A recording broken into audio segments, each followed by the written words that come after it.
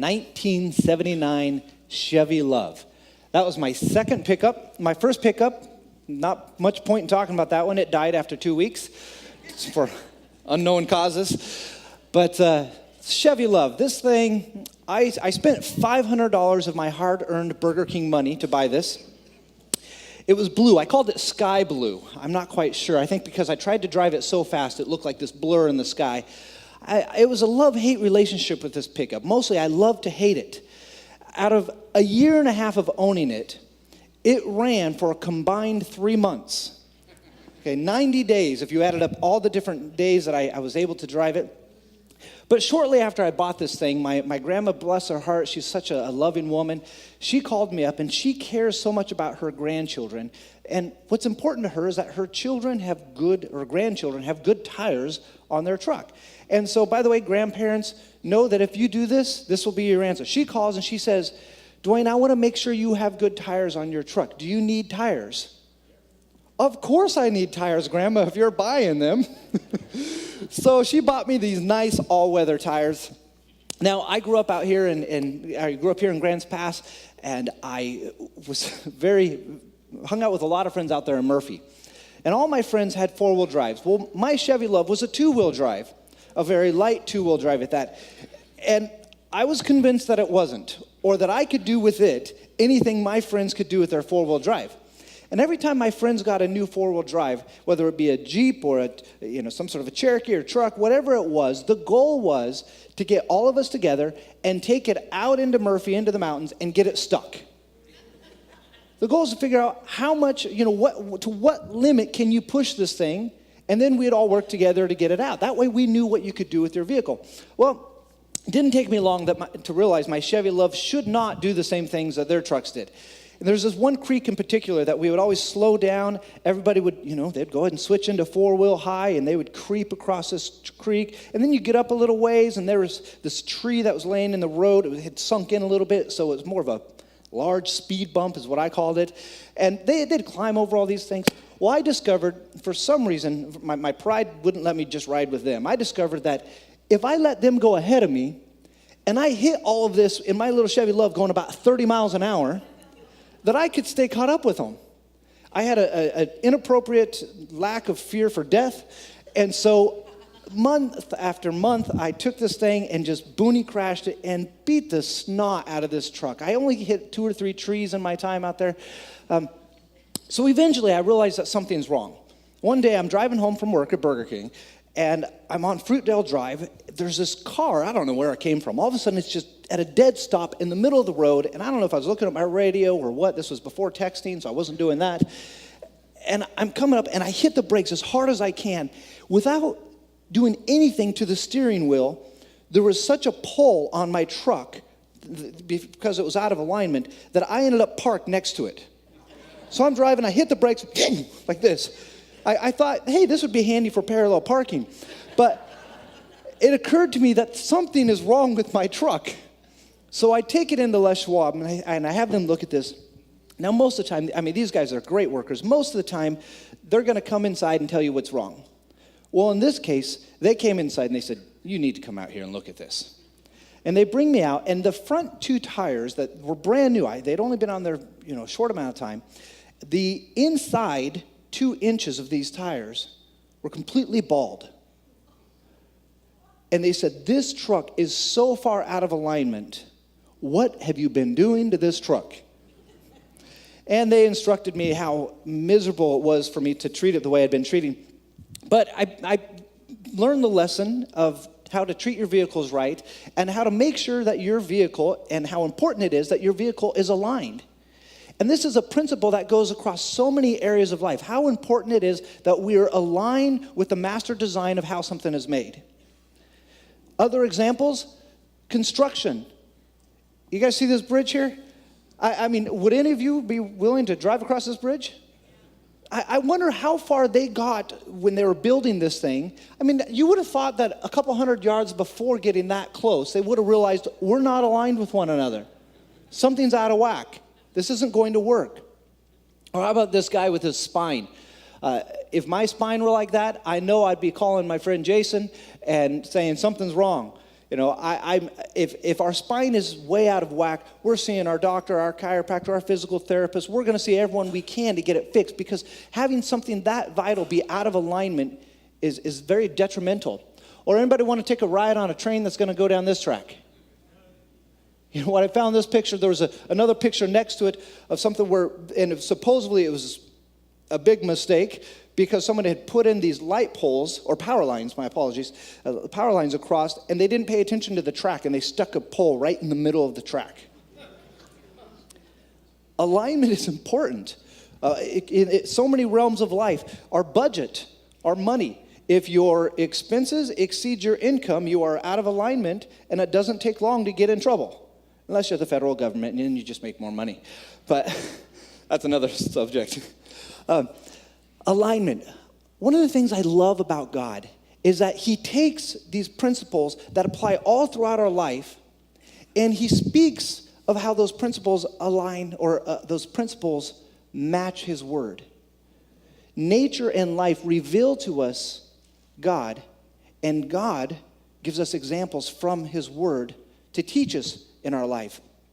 In Genesis chapter 1, verse 26, God has this conversation with himself, and he says, let's make man in our image. Now, I've always wondered what that conversation went like. If I talk, I'm sure it looks different than when I have a conversation with myself. Was it Jesus say, hey, let's make man? Was it God the Father? Was it the Holy Spirit? I don't know what the conversation looked like. But ultimately, they said, let's make man in our image. And if you study what that is, if you study the Trinity, if you study the nature of God, it won't take you very long to realize that at least one of the aspects there is that we are created to be in relationship with one another. We have a God who his very existence is about relationship. And so God takes this relationship, and then he says, you being created in our image, you are to be in relationship with one another. And I appreciate that he doesn't stop there. He then gives us an outline for how we can be in proper alignment in our relationships. And that's what we're looking at throughout Ephesians chapter 5, verse 21, and on through Ephesians 6, 9. It's what Mark was talking about last week, and what we'll be talking about more here in a moment. But before we get into that, one more illustration of how God takes physics even to show us the principle, or some principles that can line up with our relationships. Now, this is just this simple little $10 toy, but it's a magnetic device that, sitting alone right over here, is not very impressive. But if I take this magnet and I put it into a magnetic field, it starts doing stuff. And you start feeling the magnetic forces of it. See, the magnetic field here is similar to, for this to work properly, this toy to work properly, it has to be placed within a magnetic field. For our relationships to work properly, they have to take place in alignment with God. That is always going to be the number one thing, the number one priority in our relationships, is that we are in alignment with God. So here, as this is in alignment with a magnetic field, the next aspect of this is, in order for it to work the way it's supposed to, north and south, the relationship between north and south have to be lined up properly. And if it is, then it floats and it does exactly what it's supposed to. It floats there in harmony. If you're prone to seizures, close your eyes. And it becomes this pretty cool toy where it's able to go on and on and on. It floats fairly effortlessly because everything is working in harmony. Now again, there are two things that allow that to happen. First, the magnetic field, and second, north and south being lined up. And we can take that principle of physics and see how God also shows us that principle in our relationships. So you hear this over and over and over. The big idea today is that in our relationships, we first are aligned with God. We second are aligned with the authority that God has set aside for our relationships. Last week, Mark talked about that with husbands and wives. If you'll turn with me to Ephesians chapter 5, verse 21. That's where this whole authority, submitting to one another, these relationships, where Paul starts dealing with it in this context. He starts out in verse 21, which doesn't start, but he starts this section by saying, submit to one another out of reverence for Christ. And I'm so glad that he doesn't stop there, Because then how do I know, do you submit to me? Do I submit to you? Who submits to who? So he doesn't stop there. He says, I'm going to give you an outline for what this should look like. So how do we submit to one another? Well, last week, Mark talked about husbands and wives and that dynamic between the submitting to the husband or listening to him and yielding to him, and the husband submitting to God and loving the wife, and that whole relationship and how it works in harmony. And then he goes on here, starting at chapter 6, to talk about families and to talk about masters and slaves, which today we'll take that and correlate it to the workplace and workers. So let's look at the family alignment here. Chapter 6, verse 1 says, Children, obey your parents in the Lord, for this is right. Honor your father and mother, which is the first commandment with a promise, that it may go well with you and that you may enjoy long life on earth. Fathers, do not exasperate your children. Instead, bring them up in the training and instruction of the Lord. Now, there's some of you out here right now that are thinking, I don't have kids, so how does this really apply to me? Or my parents are long since deceased, so how is this section going to apply to me? I'd like to encourage you to think about, Paul's giving examples of different types of authority structures and relationships and how that plays out. And I'd venture to say that almost all of these principles can be taken from this situation, from whatever the specific situation is here, and transposed into a different authority relationship and still apply. So maybe you don't have children, or maybe your parents are gone. When we learn these principles of submission and authority, we can take those and apply those to all the other submission authority relationships that we have. But here, it's interesting, I came across a quote as we think about children. This quote from the Prince of Wales, Edward VIII, says, "The thing that impresses me most about America is the way that parents obey their children." Doesn't it seem that way sometimes? I read the story this week about this 14-year-old girl, or this mom of a 14-year-old girl, and she goes to her pastor, and she's completely distressed. She says, "Pastor, I don't know what to do. I'm glad that my daughter's going to church, but she's going to the wrong church. I want her to come to church with me. How do I get her to come to church with me and stop going to that other church?" And the pastor stops and thinks for a second. He says, "She's how old?" 14. So she doesn't drive. No, she's 14. "Well, how does she get to that other church?" "Well, I drive her."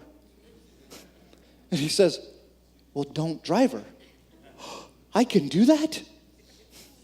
And all of a sudden this realization sets in that God has built this authority structure for a reason. And so that we can work in harmony with one another. And parents, do you understand that, or person in authority, you understand that God has put you in authority for a reason? And he's given you a great responsibility with that? Before I get on to that part, let's focus on what is the child's role here. I listed several verses for you that just in your worship notes there that you can go and reference later. One of them is even this nice warning in Proverbs 30 about how serious God takes it for the idea of children to obey their parents. But first, let's talk about what does it mean to obey. If we were to look up this children obey your parents, if you were to do a word study on the word obey, odds are you'd come up with a definition something along these lines. And it's a twofold definition. There's listen attentively, heed or conform to a command. So it's two parts. It's listening and doing. Now, we often separate these. My children have great problems with this at times. They like to do one or the other. And you need both. It's not uncommon that I look at one of my kids and I say, "Go brush your teeth." And they're in the middle of doing something. "Go brush your teeth." "Yeah." "No, you're not doing it. You're just listening. I know you hear me. Get up and go." And they eventually get up and go. So that's the listening without doing. The doing without listening. Now, this usually happens with my kids when I've set up and I say, "When your chores are done, then we can go play. So however long it takes you to do your chores, well, that cuts into your playtime." And all of a sudden, so now they're eager to get their chores done. And an example of doing without listening would be where I might say, "Okay, I want you to go in the garage," and here's what I plan on saying. "Go in the garage, to the left of the freezer is the broom, get the broom, come in, sweep the dining room first." Well, now that was the plan of what I wanted to say, but as soon as I said go into the garage, poof, it's like you don't even know what you're going to do in the garage. That's an example of trying to do without listening. Okay, so there's listening attentively, and then there's doing. There's conforming to the command. It takes both. So when we are instructed to obey, we need to know that that includes listening attentively and then applying that through action. So what does it mean to honor? Again, a word study would create something along these lines: to revere or give value to. To revere or give value to. Now, this is more than just going along with what someone's wishes or desires are. This is having a respect and a devotion for what their desires are. Now, an example of this is a very common thing. If you work with teenagers, you'll see this sort of thing over and over and over. And I remember this one situation with these two 15-year-olds, boy and a girl, obviously, and they want to date. They like each other, but the father of the girl says, you can't date. And so they say, well, we like each other, so here's what we'll do. We won't be official boyfriend and girlfriend, but we're not going to date anyone else. And we're going to be okay with holding hands, and we're going to talk a lot on the phone, and we're going to text, and we're going to share our heart with each other a lot. Kind of sounds like dating to me. Doesn't it sound like it to you? See, that's the idea of, well, we're not calling each other boyfriend, girlfriend, so it's not dating. Well, yes, it is. This is one of those things where honoring someone is not about just going along with what they want. Honoring someone is to place value on what they place value on, and to honor the principle. So it's not about how do I work around the technicality or the formality of what they've said, but instead, how can I take the heart of what they've said and treat it as important and valuable to me? That's what it means to honor. And we need to do this in all of our relationships, and especially in our authority relationships, that we honor those in authority over us. So parents, I know it speaks specifically here to fathers in chapter 6, verse 4, but again, I believe this applies across the board to parents and authorities. Fathers, do not exasperate. Another translation I like says provoke. So do not provoke your children. Instead, bring them up in the training and instruction of the Lord. To provoke a child, Thayer's definition for provoking is to rouse to wrath.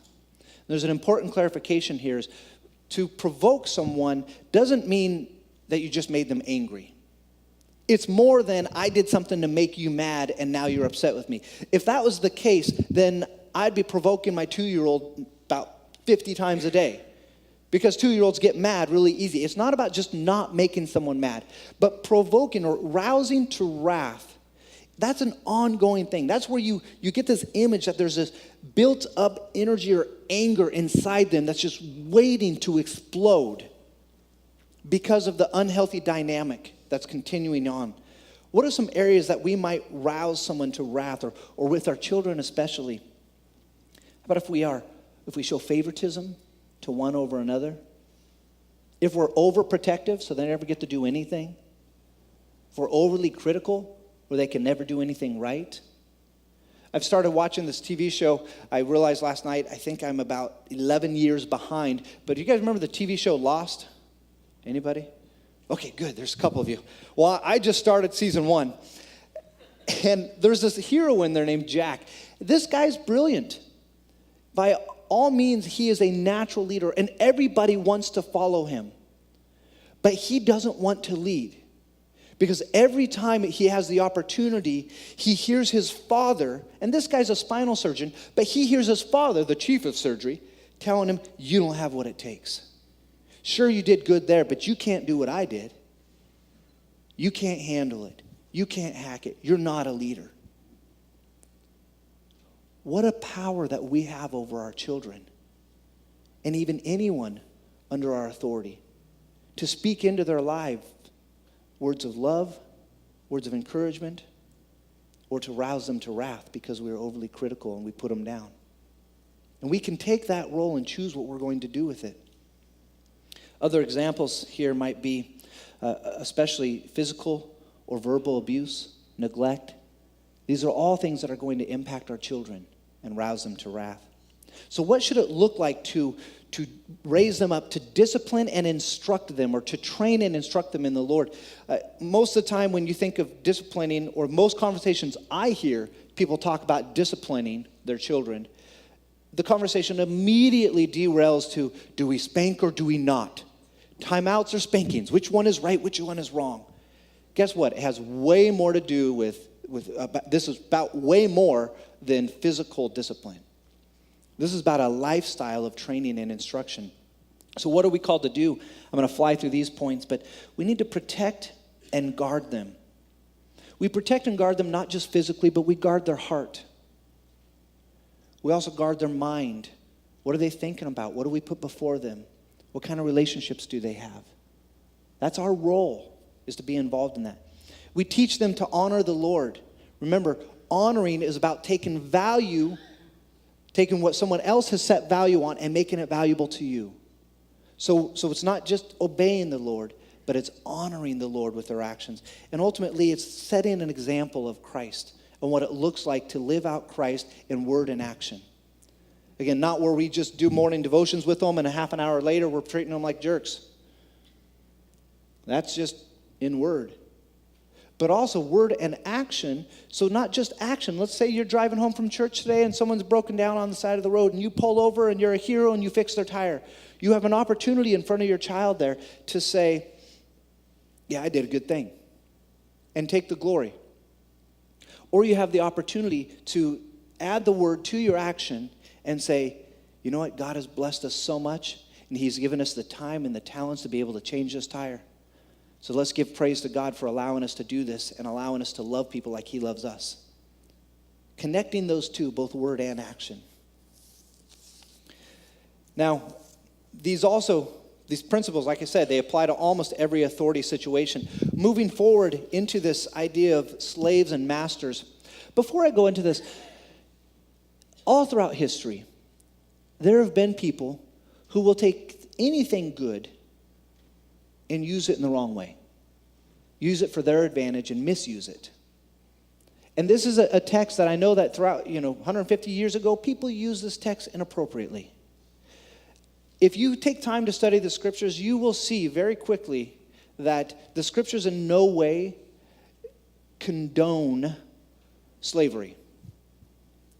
But that's not the topic here. That's not the issue. Even though Paul uses the example of slavery, the reason he does that, or I'm convinced that the reason he does that, is he wants to say, let's give you some example of natural relationships. Let's take the marriage relationship, which should be such a joyful thing. Let's take the parenting relationship, which sometimes is a challenging but joyful thing. Now let's take a nasty relationship. Let's take something that if there was ever an excuse to not yield to the authority, it would be in this relationship. I read accounts of people who own slaves, and they said, it's music to my ears to hear a slave being whipped. And that terrifies us.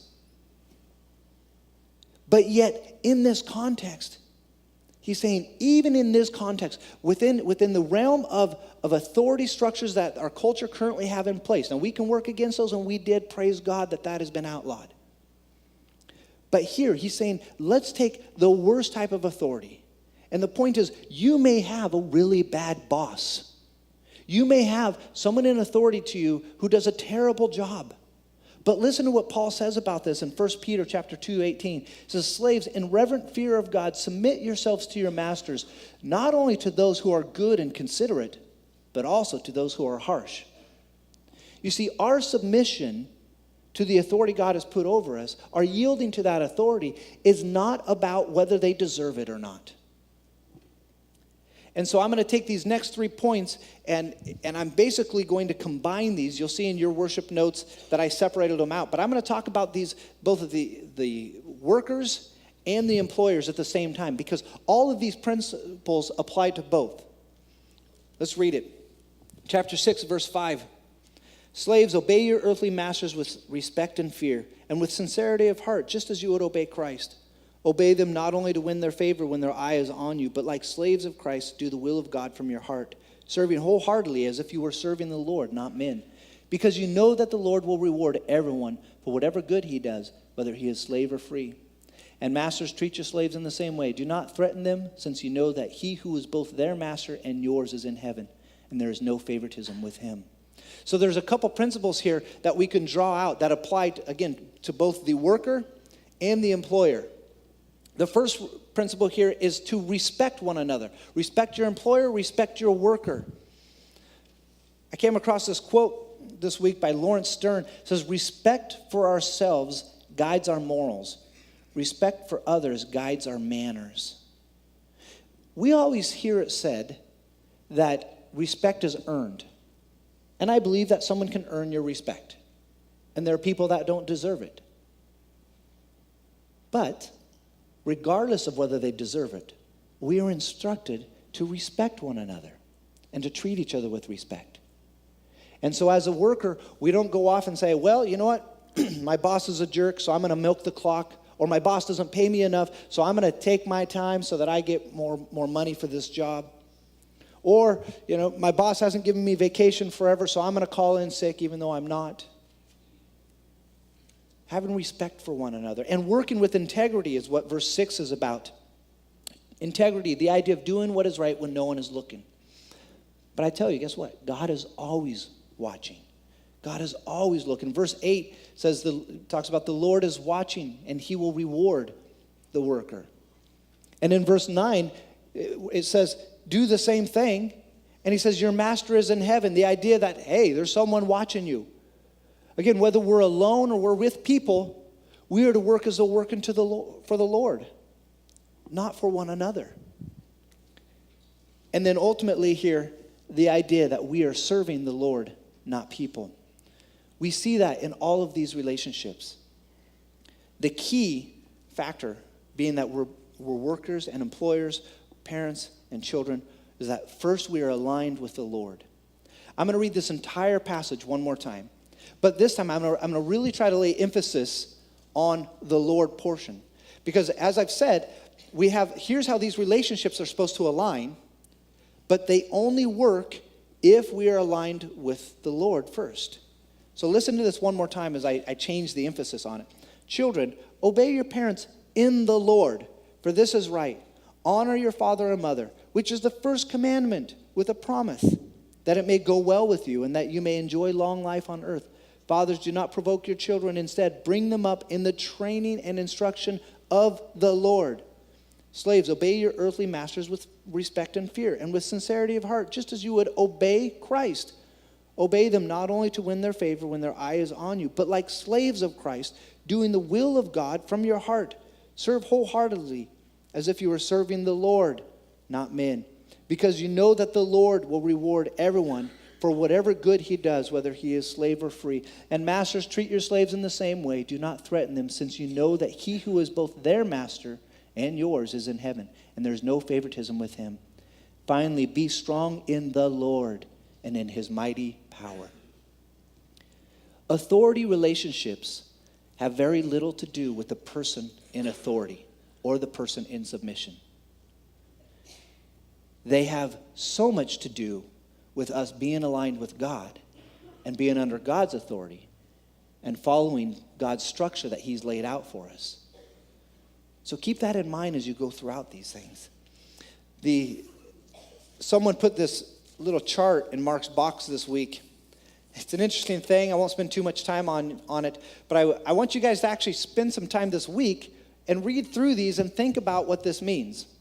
Like I said, so often throughout history, people have tried to take the first part of all these verses in these relationships and say, you need to obey, you need to submit, you need to yield to me.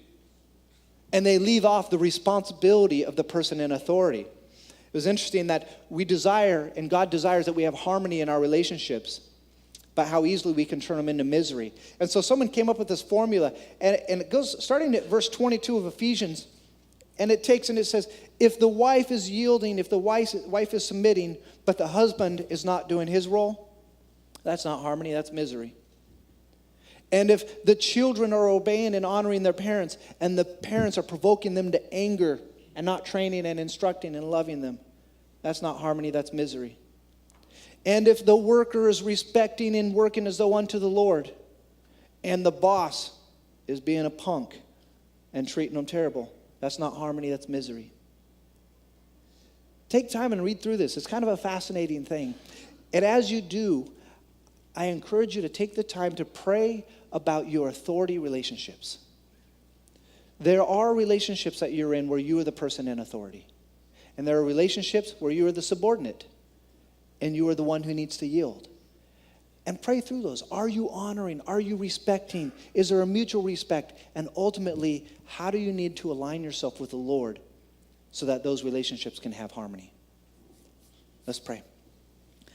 God, we thank you again so much for giving us an outline of how we can be aligned with you, helping us to understand and know what it is you desire for us and how to work a plan that brings about harmony. God, let us depend on your power and your strength to do that. We ask these things in your name. Amen.